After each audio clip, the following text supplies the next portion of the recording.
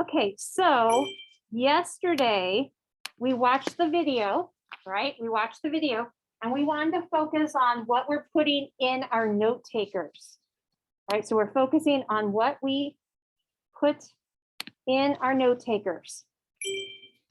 So what did you guys put for form? What did you put for form? Who can help me out?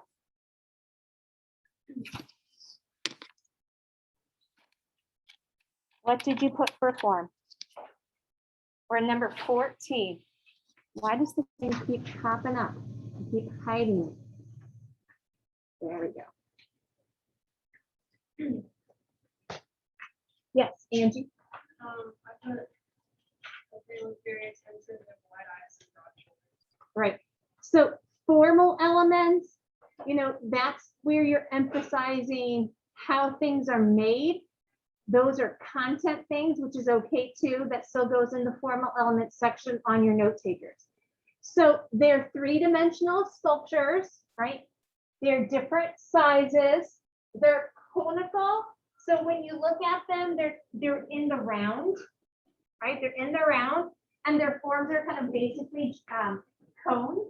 They're stylized, so they're not completely realistic. They're formal and stiff. They have flat pedestals, colored eyes, and there are sometimes geometric patterns on the clothing. And you can see that like on the skirts that he's wearing. You see that there's kind of a rough, like a ruffle or fringe towards the base. And then content, this is like describing what we see, right? So naming the characteristics that we see, right? So we have one man, right, with pleated beard and ruffled skirt. And we have one woman, and her hair is wrapped behind her head, and she's wearing a one-shouldered outfit or wrap. So you can see how it's kind of going over one of her shoulders. Both of them have large eyes, hands clasped in prayer, and are wearing skirts, right? So that's kind of that formal elements, the things that you see, right? Things that you can kind of pinpoint. So how, what are the general characteristics and what they are images of? Okay, so what are they doing? What do they appear to be doing? What did the video say?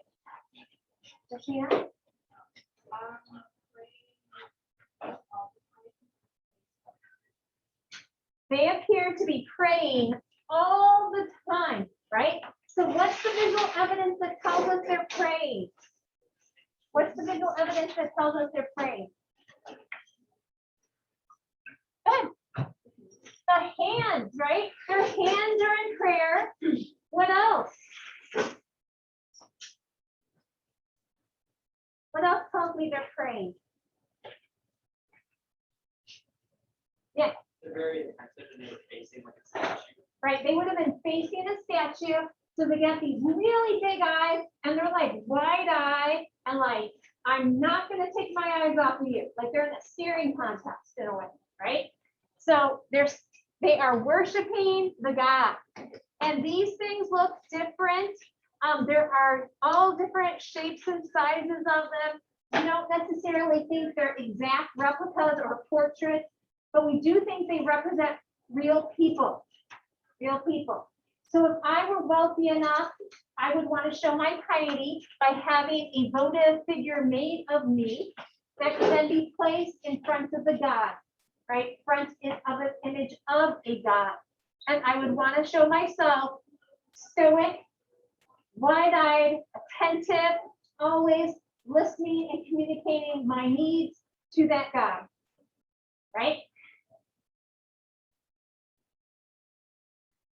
Right? So that contextual history, right? They're found buried in the floor of a temple, right? But they more than likely were once placed in front of a God image. Remember that the temple was the center of the community and that the Sumerians practiced theocracy. So the ruler was not just the governmental ruler, but also the religious ruler. So we talked about some of these things before. I just wanted to reiterate it with you. So why were they buried on the floor? We don't know when that happened, right? We don't really know when that happened. Were they buried to protect them? Because sometimes we have warring factions, right? And they have different gods and they come in and want to destroy images, which I'll show you some destroyed images later. Were they buried because of just time, right? They somehow fell on the floor and got layers of dust and kind of debris and got kind of stuck underneath of it. We don't really know. Okay, so the function of these figures, we pretty much already talked about it. So once again, we want to be able to support with evidence, right? They're forever in the attendance of the god. The god would have been a much larger sculpture, maybe life size or close to life size, and it would have been placed in one of the chambers in a temple. And so these guys would be facing, and these guys and gals would be facing the god, always in attention, in continual prayer. And remember that they're symbolic rather than purely representational. So they represented real people, but they were not realistic depictions. We don't think he looked like this. So we call this pleated hair. You guys see how the beard and his hair kind of looks like waves? It looks kind of fake. They have a term for it called pleated hair. And so that would be a good vocabulary term for that, like stylized texture. The women, they're kind of cool. They kind of have braids that are wrapped around their head. And so that's what she looks like from the behind. And I know that because I've seen others in Chicago. So at the Oriental Institute, which we usually go on field trips, but they're not having field trips this fall, they have a whole series of votive figures from Tell Asmar. The Met has some, and the University of Chicago has some. And so I've been able to see what those look like because I can walk behind them and see their head. Okay, so audience and patron. We do have that on this slide, right? Or on this image. The audience is the god, right? The audience is the god, and the patron was the person represented by the sculpture. Now, do we think poor people had sculptures? No, right? So it would be people of power, people of wealth would be able to afford those sculptures. Okay, the next thing that we have to look at is the standard of Ur, and this is from a royal tomb at Ur. The site of Ur was occupied from about 5000 BCE to 300, and Ur actually is famous for biblical reasons. It's supposedly where Abraham was from, but there's no physical proof of that. The excavations of this area was done by Leonard Woolley, who you may have heard about before in maybe a history class. And most of the city was made out of mud brick. And the Euphrates, the Tigris and the Euphrates would often like flood. And so a lot of those buildings were destroyed.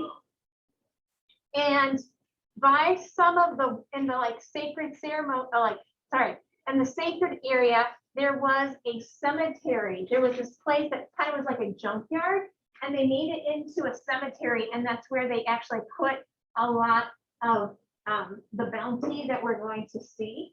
It was really close to the temple and the ziggurat. And here, the goddess Nana is the supreme god. So not Abu, but Nana. She's the moon goddess. I'm going to go ahead and shut the door because I think all essentials here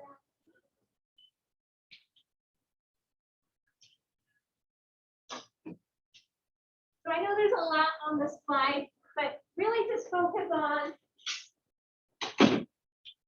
probably the pit, right? Of like where this was found, right?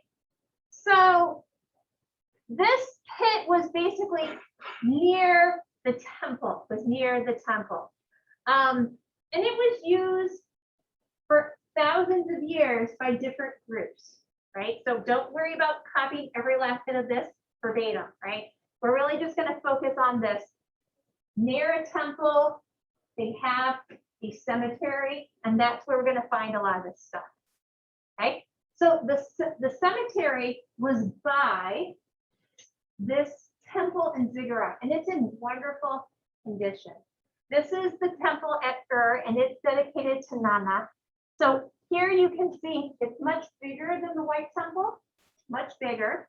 This one is a great example of using the staircases. Who do you think gets to use the central staircase on the Ziggurat? What do you think? Who gets to use this one? Yeah, Ange. The human ruler and the god. So Nana, she ascends into the heavens on this long ceremonial staircase right in the center. It's an area of prestige. And the people had to go up the side staircases. And then they could get to several different levels. The temple would have been placed at the very top. And you can see that the temple was destroyed, but the ziggurat is in really good condition. It's probably been reconstructed a little bit too. Okay, so here we can see what it once upon looked like. So it had a series of stepped platforms to it, right? And so located near the ziggurat was this burial, right? And this is where we found the graves. There was another royal grave here, but all the items we're going to see right now are from a rubbish pit right by this temple, right? So there's this great example of the bull leer there. And so we think some of these images are things that will be in the Epic of Gilgamesh. So part of the story was placed here. Now, when this thing was found, it really was a pile of nothing. It was dust and bits of little things, and they reconstructed it because most of it was made out of wood. And in an area that is wet, it all deteriorated. So they reconstructed what they think it looked like. So it had like a gold head, and it had lapis lazuli beard and parts of it horns and eyes. And then on the front of it, it had these images.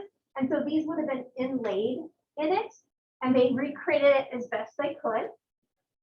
Right? Love those composite figures, right? With the bulls and the human faces. Right? There were bull votives with a cup. There's a lot of cups found in the graveyard. What were cups be used for? Yeah, offering. So these were offerings to the gods, right? There was this great little gold sculpture of Tammuz. He's a goat. He's a goat god. So it's kind of like in the Egyptian culture, some of the gods have animal characteristics. There is this ceremonial vase that's made out of alabaster, and it has registers, right? It has several different horizontal bands that tell a story. And of course, the one that's missing is what was the ruler. So often rulers' images are cut out or destroyed in this part of the world, as well as other cultures around the world. So in a way, if you destroy the image of the ruler, you destroy their memory. So that's what it looks like today. And then there are cylinder seals. These are almost like little stamps to tell us who people were. So they would carve them out of stone or ivory or all kinds of things. And then they'd press them into clay, and they would either tell stories or they would tell you, like you have almost like your own little signature. So look at these little God images. This one has a lamb on the top of it, kind of hold it, right? And then it had the standard of Ur, right? The standard of Ur. So let's look at how the visual information is organized. How is the imagery laid out? How's it laid out? Yeah. in rows, it's in rows. And we call those registers. So Egyptians will do this too. They are organized in horizontal rows. And they are typically chronological. So they kind of have like what we call continual narration. So the imagery starts and it continues into the next row, into the next row. So they tell a story. So this one happens to be in horizontal bands, but you can have registers that go vertical or ones that serpentine. We'll see maybe an example of that today too. Okay, so talk amongst yourselves, talk with a neighbor. Who's the leader in these images and how do we know? So who's the leader and how do we know? Talk to your neighbors.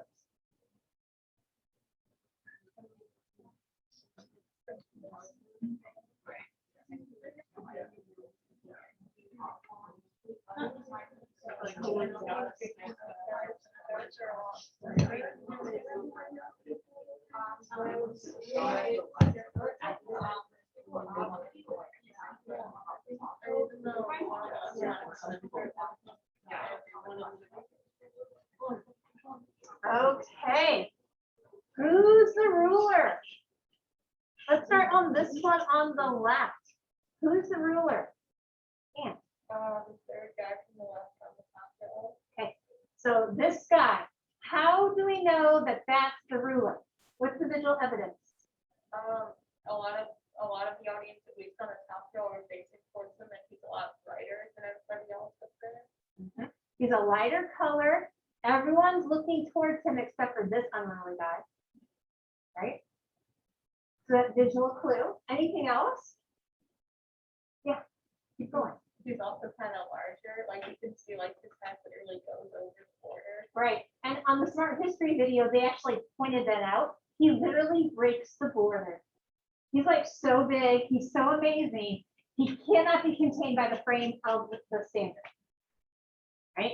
He's also seated on a throne with animal legs. And that would be a symbol of power, symbol of power. Where's the ruler on the right? Where's the ruler on the right? You find him? At the center, again, you also have people facing him. Exactly. He's very strategically placed dead center, right? People are looking at him. He's bigger, right? He once again breaks the frame, right? So he is the ruler. Do we know which ruler? No, we don't. That is not all that important at this moment. He's a Sumerian ruler, though. You could say that. He's a Sumerian ruler. So like in the very top parts where it's style, you could write Sumerian up there to help you remember the cultures of Mesopotamia. So far we've only had Sumerian art. Okay, so what seems to be taking place on this side of the standard? Let's see if we can read the registers. Let's start at the bottom. What's taking place at the bottom?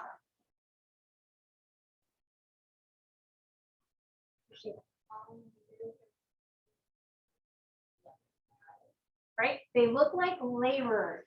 So they are hunched over, carrying things that are heavy, and we see livestock and animals. Interesting to know is that often people of lower classes, and we'll see this in Egypt as well, have more realistic body poses. People of status are stiff and formal, right? So the idea that he's kind of like they're lunging over and they're got that heavy load on their back, realist makes it them like note that they're like not as wealthy, they're not as prestigious. Okay, good. What seems to be happening in the middle? How is it different? I still see animals. How's the middle different? Yeah, come on. There's a lot more animals and then less hunched over, so maybe they're a bit wealthy. Yeah, so like maybe these are priests or some sort of official that's bringing something somewhere. And then what's happening at the top? Yeah, yeah. It was like some sort of like celebration or like toast or something. You see all like the wealthy people in the middle have glasses with them and there's somebody playing music. And that is the bull lyre that we saw, that musical instrument of the bull. Can you guys see that it has like a little bull head here, and it has the triangular box with where it'd be like a stringed instrument. So it's in it too, which is kind of cool. So we have musicians, we have seated people, they're holding cups. This is considered the peace side of the standard. So the symbol, this is a symbol of peace.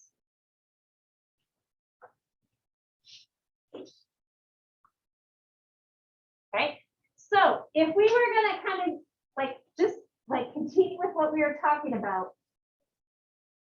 if this is the peace side, what could all that imagery be about, right?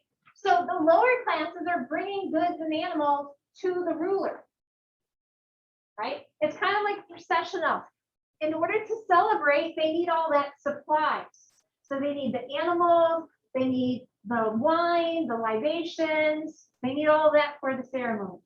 So we have the laborers bringing offerings.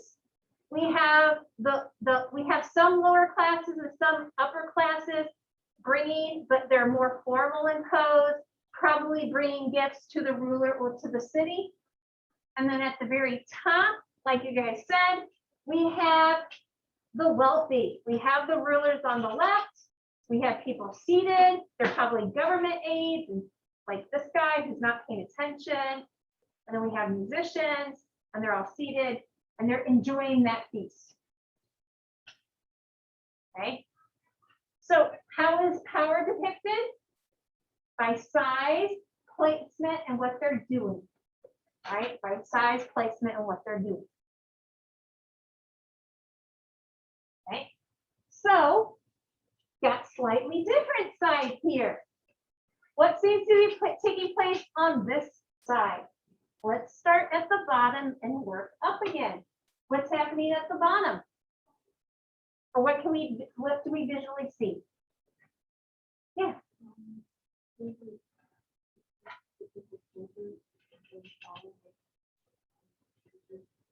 Exactly. It's like we have chariots in a way.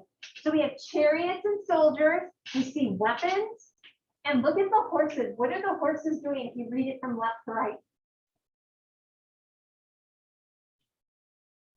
Simply walking, starting to run. Can you guys see that? It's like gaining momentum. Kind of cool.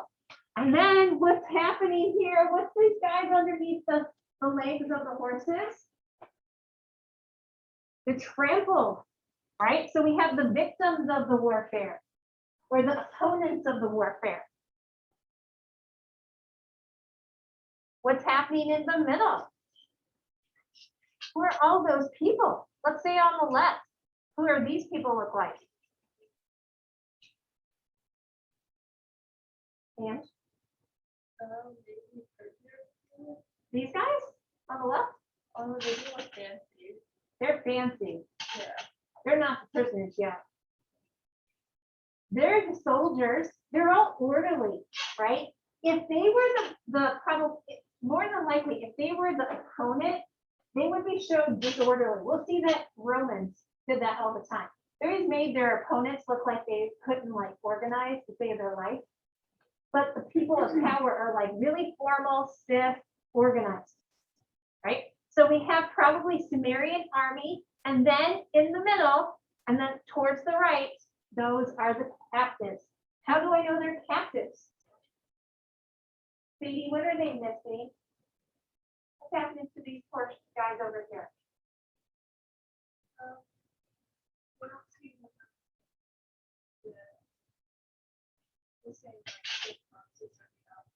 Right. So they're more realistic.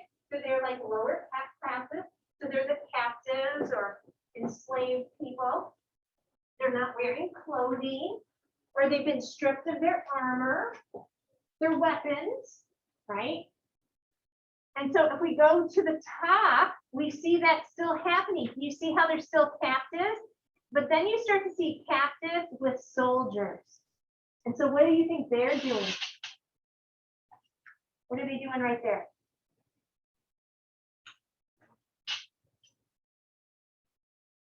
They're presenting them to the ruler. So it's basically the soldiers are saying, here's your captives, sir, right? And then we have other officials and soldiers on the side, right? And this is considered the war side of the standard of Earth. So this was once again found in those tombs near the temple, right? So we've already talked about all these things, but keeping in mind that we need to know, how do we know who the ruler is, right? So the bottom is war and violence theme.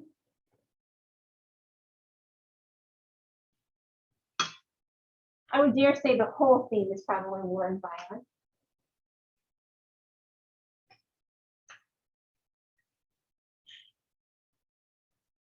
Okay, so we keep saying the standard, the standard. Well, what the heck is what is a standard?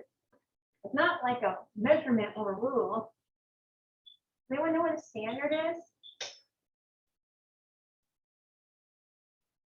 Anyone know? In a way, it's like a flag. It was, we think, we don't actually know. They think that this probably once was on top of a pole and carried into battle. So it's something that represented the ruler and the city of Earth. And keep in mind that these are city-states. So it's like a region that's all controlled by Earth and this one portion of Sumer. Right? Now, what does the media tell us about the people who made it? It was made of wood, and then it had mosaic. So we haven't talked about the definition of mosaic yet, but you probably already know it, but I added it right there. It is an image that is comprised of little bits of something: glass, stone, semi-precious stones, and you basically arrange it and then like adhere it to a surface. This one is held together with bitumen, which is basically like a tarry substance. It was used over and over again in the ancient world. They used it a lot in Mesopotamia. They used it a lot in Egypt. And so it was a sticky substance that they used to kind of glue things together. And this too was restored. So just like that bollier that I showed, this was under soil, and all that weight of the soil basically crumbled it, and they put it back together. And this is like a recreation of it.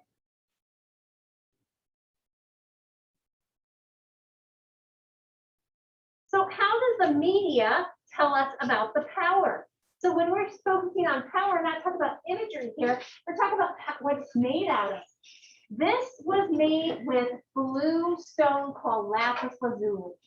And lapis lazuli is basically found in one major location, right here in Afghanistan, right? And then it's also kind of like in southern, like Russia and other like countries over here.